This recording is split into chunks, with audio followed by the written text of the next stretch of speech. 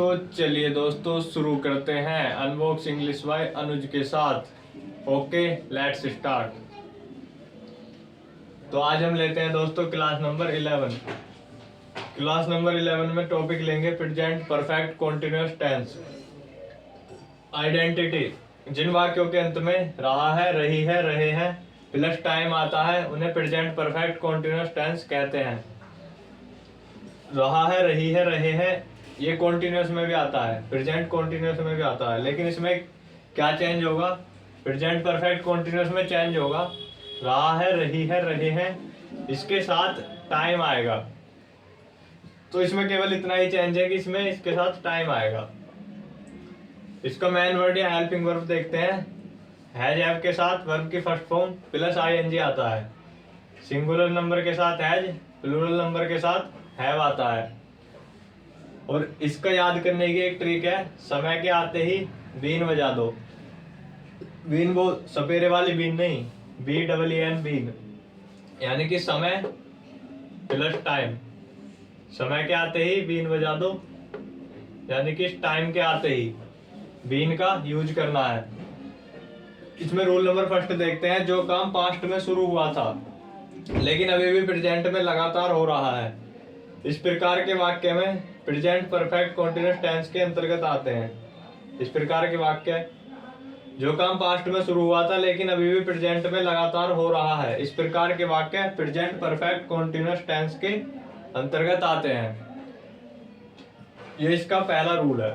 Second, rule number second है, जहां पर फिक्स हो या स्पेसिफिक हो वहां पर सिंस आता है। जैसे सुबह से सिंस मॉर्निंग, शाम से सिंस इवनिंग, 4 बजे से सिंस 4 o'clock। यहाँ पर क्योंकि यहाँ पर फिक्स टाइम बता दिया 4 बजे से, इसलिए सिंस आएगा। अगर यहाँ फिक्स टाइम ना बताते तो यहाँ पर 4 आता।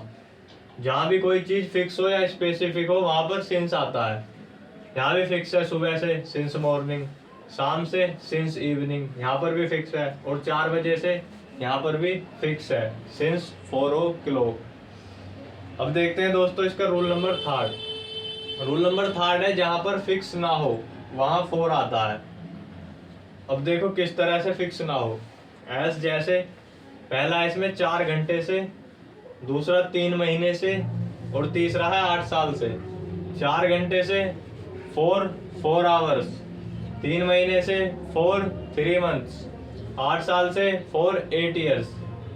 यहाँ पर फिक्स नहीं है कौन से 4 घंटे, कोई से भी 4 घंटे हो सकते हैं। वो 2 से 6 ये भी 4 घंटे हो सकते हैं, 6 से 10 ये भी 4 घंटे हो सकते हैं। 3 महीने से 3 मंथ्स, यहाँ पर भी फिक्स नहीं है कौन से 3 महीने, कोई से भी हो सकते हैं। जनवरी, फरवरी, मार्च भी हो सकता है, अप्रैल, मई, जून भी हो सकता है।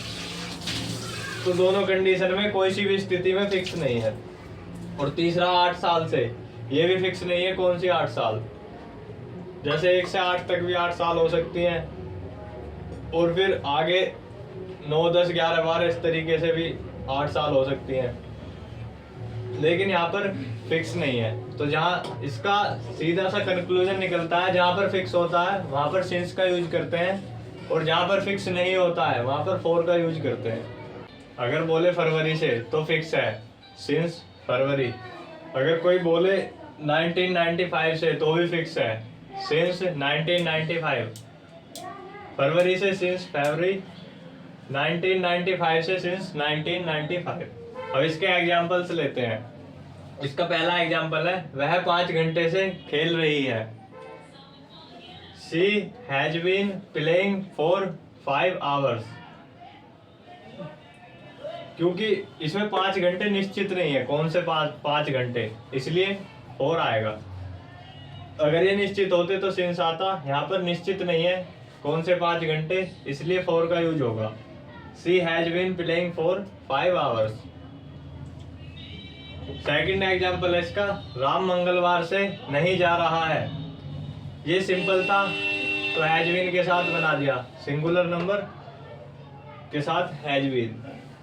ये भी सिंगुलर नंबर है, इसके साथ भी हैज बीन आएगा, लेकिन ये नेगेटिव है, इसमें नोट ऐड हो जाएगा।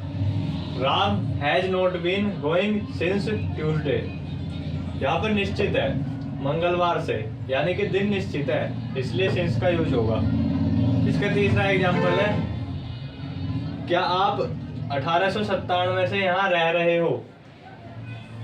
Have you been living here since 1897?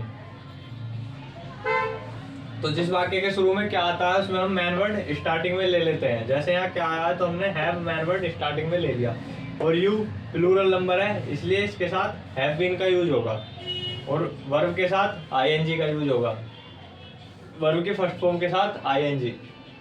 और जब लिव में आईएनजी लगाते हैं तो ई समाप्त हो जाता है, LIVE, ई समाप्त हो जाता है और आईएनजी आ जाता है। तो यहाँ पर भी दोस्तों 1897 निश्चित सन है, इसलिए सिंस का यूज होगा। इसका चौथा एग्जाम्पल लेते हैं, सीता 7 दिन से क्यों नहीं गा रही है? यहाँ पर निश्चित नहीं है कौन से 7 दिन, इसलिए फॉर का यूज होगा। Why has Sita not been singing for 7 days? निश्चित नहीं है कौन से 7 दिन, इसलिए फॉर का यूज होगा। और ये क्वेश्चन वर्ड वाला सेंटेंस है, क्वेश्चन वर्ड वाक्य के बीच में आता है तो उसकी इंग्लिश वाक्य के स्टार्टिंग में ले लेते हैं। जैसे यहाँ क्वेश्चन वर्ड क्यों वाक्य के बीच में आया है तो इसकी इंग्लिश वाक्य के शुरू में ले लेंगे, यानी कि स्टार्टिंग में why has Sita not been singing for 7 days? Why question word, उसके बाद मैन वर्ड, फिर सब्जेक्ट, फिर नोट, फिर बीन, उसके बाद सिंगिंग यानी कि एक्शन फॉर 7 days। तो दोस्तों आज की हमारी क्लास यहीं पर समाप्त होती है। कोई बुक लेकर अपने से भी प्रैक्टिस करते रहें। अगर आपने मेरी previous video future perfect tense नहीं देखी है तो लिंक डिस्क्रिप्शन बॉक्स में है, आप जाकर देख सकते हैं। Like, comment, share and subscribe. दिल से thanks for watching this video. अगला टॉपिक लेंगे past perfect continuous tense. Love you friends, take care, bye bye.